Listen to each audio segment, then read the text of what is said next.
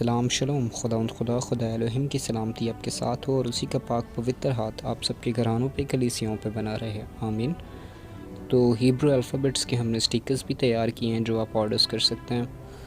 Plus ये कि ये जो हिब्रू अल्फ़ाबेट्स की मैं सीरीज़ कर रहा हूँ ये हमारी यंग जनरेशन के लिए, बच्चों के लिए है, ताकि वो खुदा के कलाम को उसके ओरिजिनल स्क्रिप्चर में पढ़ सकें। हम 3 मेन फॉर्म्स को देखते हैं इब्रानी ज़ुबान की, और सबसे पहली होती है एशियंट हिब्रू, और दूसरे नंबर पे हम देखते हैं पैलियो हिब्रू, तीसरे नंबर पे हम देखते हैं हमारी आज की मॉडर्न हिब्रू।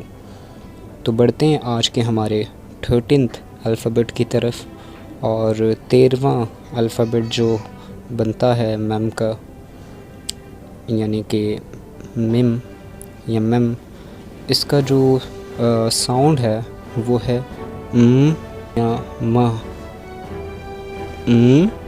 या म। तो इसी के साथ हम चलते हैं हमारी पैलियो हिब्रू की तरफ, सॉरी एशियंट हिब्रू की तरफ, और देखते हैं जाकर कि एशियंट हिब्रू के अंदर हमारा मिम या मेम किस तरह से जो है वो लिखा जाता था। ये कुछ इस तरह का सिंबल था।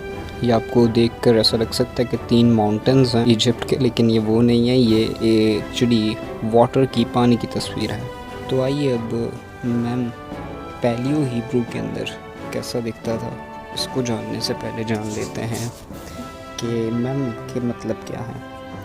तो मैम का जो पहला मतलब है वो है वाटर्स, फिर है ब्लड, फिर इसको लाइफ भी कहते हैं, इसको केओस भी कहते हैं, इसको बर्थ भी कहा जाता है, इसको वॉश भी कहते हैं, और इसको माइटी भी कहते हैं।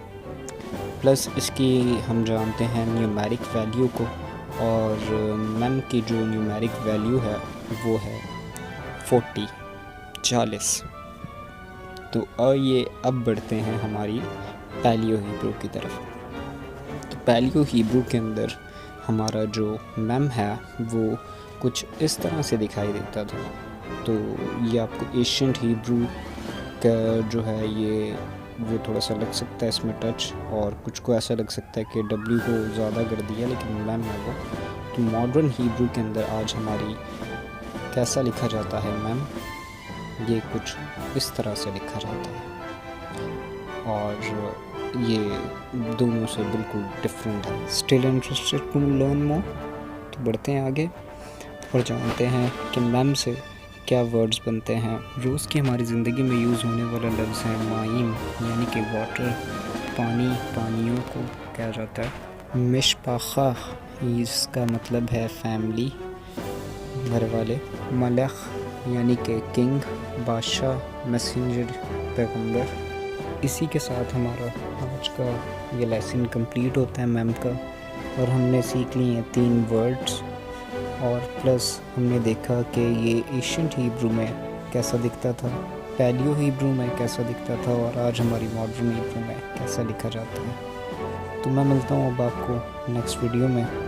तब तक आपसे ज़रूर चाहूँगा कि आप मेरे लिए, मेरे घराने के लिए ज़रूर दुआ करें, और हमेशा अपना और अपने अजीज़ों का ख्याल रखें, और उनको भी अपनी दुआओं में हमेशा याद रखें। Take care, शलोम।